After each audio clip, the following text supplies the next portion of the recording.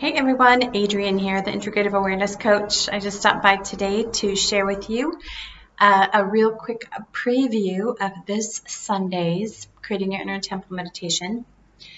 So this week we're going to be focusing on the idea of creation. And it's amazing sometimes how these things emerge in me.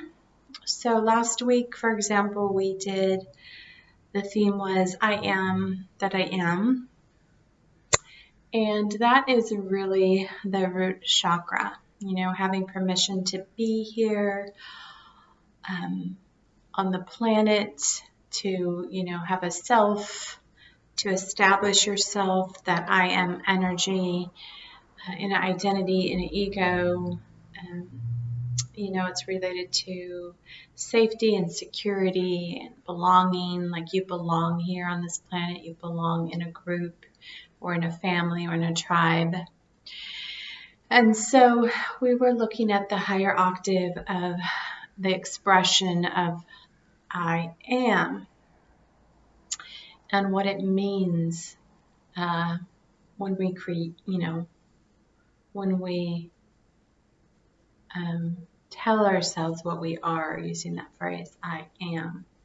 It reveals the space that we actually have to be who we are, that unique soul signature that we are.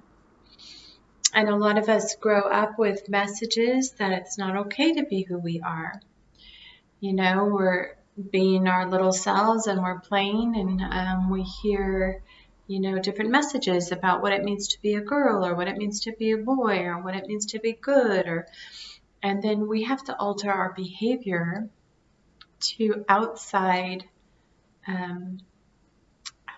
forces. So then there's like a restriction, it's like I always like to think about, like, you're running and you're playing in your house and you're singing or whatever you did when you were little, and your mother or whoever your caretaker was calls your name and you're like like, oh no, I was being too loud or too rambunctious or too expressive or too joyous. And our little minds and our little nervous systems don't have the ability to intellectually discern the difference between our behavior and who we are as people. So we personalize it, we internalize it, and then we start restricting our life force in our bodies. Just the way that we hold ourselves. I remember I had this aha moment one day. I was walking down the street and there was a whole mirrored glass building across the way. And I caught my reflection in the glass building and I noticed how I was holding my body. And I'm like, how did I learn to hold my body that way? As a female, versus like if I was a male, how I would be holding my body. And so all of these things affect our life force and where we distribute it. And so if we're very busy distributing our life force in order to appease outside definitions of what it means to be a man or a woman or to be successful or, whatever the label is that we're trying to meet, then it's taking our energy away from just being, fully present in our bodies. And so I'm sharing this with you because sometimes, these things emerge, as I was saying, in me without me being consciously aware, because I'm not using my mind to channel this meditation series, right? It's coming straight from source. So I didn't realize last week that that's exactly where I was headed, right? Back up through the chakra system. So last week was week 5. And it's magical because we just have 6 weeks left. So that gives us just, 1 week per chakra. And so this week we're going to be working on the second chakra, which is I am creator. And whether that's the ability to reproduce on a material level or to create anything in our lives, whether it's a meal or a business or a relationship. And so we're going to be looking at what does it mean to truly create, and how can we access that energy more fully. A lot of times when we think we're creating, we're actually just, pushing away things that we don't want instead of actively creating outside of these restrictions that we have we've internalized from the outside world of being conditioned. And, there was a time where, people, yogis, would go to a cave or an ashram, and they would spend 20 years going through this process of deconditioning their mind and their bodies. Or they would go at 7 years old, they would go straight to the ashram, and then they would avoid all that cultural conditioning. Of course, they would be conditioned by their lineage of what it meant to be a consciousness, but they were intentionally building a container for each person to be able to house that full energy of consciousness. And so, it's just the idea that it's not necessarily that we're chasing after like enlightenment or, full awareness, like we need to get somewhere. It's just the idea that, for example, I'm here in Portland, and right across the street, down the street is a dispensary. And it seems like, as I walk around and visit different places, like there's many like dispensaries throughout Portland. So there's a lot of people getting stoned. And it's just really curious to me. I guess there's liquor stores probably on every corner also.